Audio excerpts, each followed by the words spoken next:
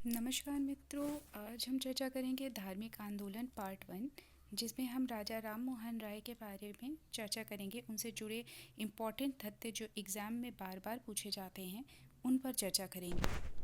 तो आइए देखते हैं। राजा राम मोहन राय। राजा राम मोहन राय को नव जागरण का अग्रदूत कहा जाता है। राजा राम मोहन राय को सुधार आंदोलन का प्रवर्तक कहा जाता है। देखिए दोस्तों, इसमें क्वेश्चन ऐसे पूछ सकता है कि आपसे नव जागरण का अग्रदूत किसे कहा जाता है, तो वो राजा राम मोहन राय हैं।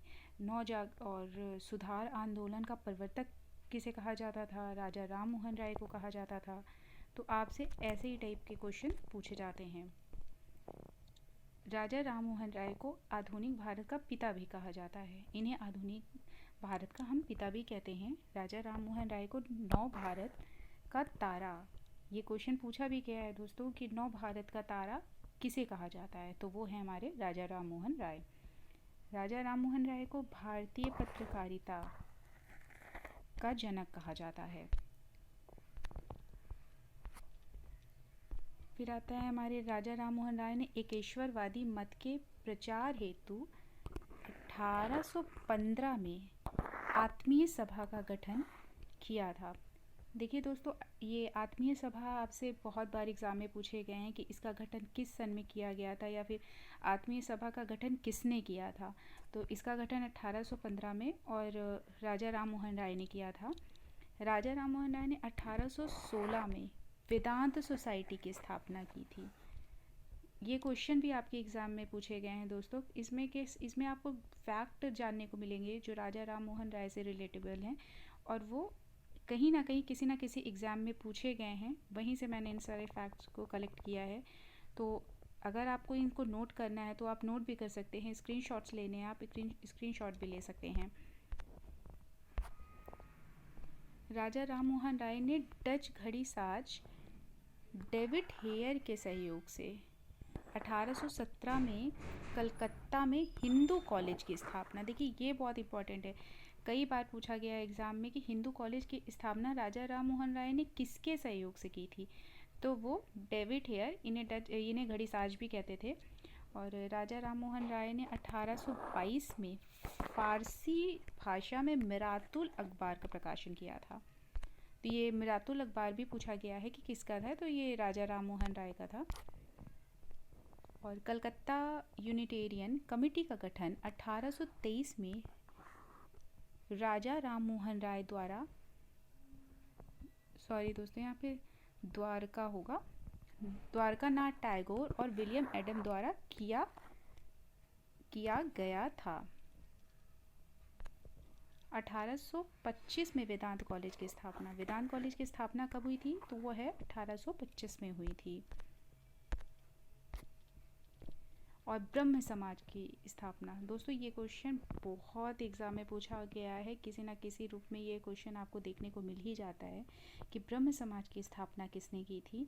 तो ब्रह्म समाज की स्थापना आपको जैसे पता ही है कि ये टॉपिक चल रहा है राजा राम मोहन राय के बारे में। तो ये उन्होंने स्थापना की थी हिंदू धर्म में सुधार लाने के लिए।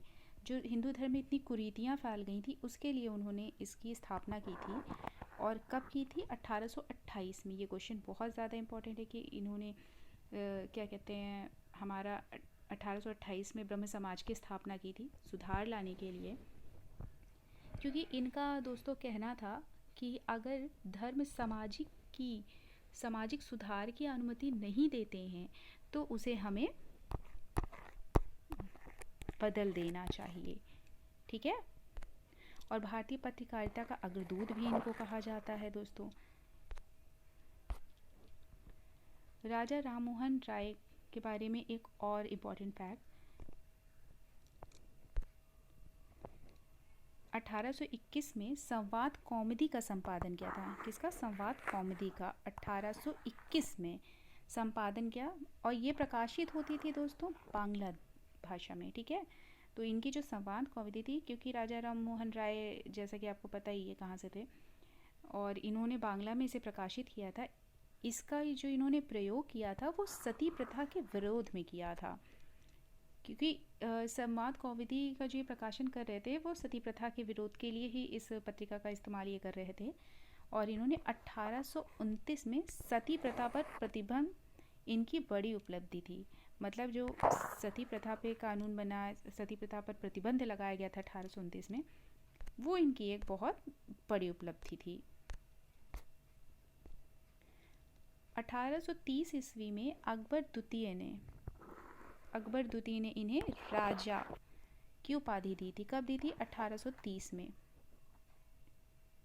देखिए अकबर ने इनको ब्रिस्टल भेजे थे, इंग्लैंड, अपनी पेंशन बढ़वाने के लिए, कि उनकी पेंशन कम है, मतलब उसको ज़्यादा थोड़ा सा करने के लिए। तो ये गए थे और ये प्रथम भारतीय भी थे जो समुद्र पार गए थे। जैसा पहले माना जाता था कि जो भी भारतीय जो भी समुद्र पार करेगा वो लौट के नहीं आएगा या फिर उसकी डेथ हो जाएगी, पाप माना जाता था।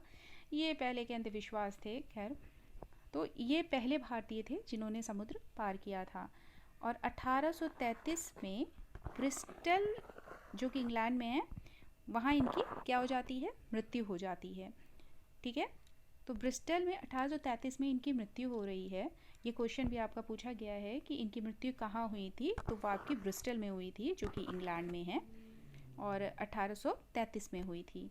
राजा राममोहन राय के पश्चात देवेंद्र नाथ ने ब्रह्म समाज का नेतृत्व प्रदान किया था।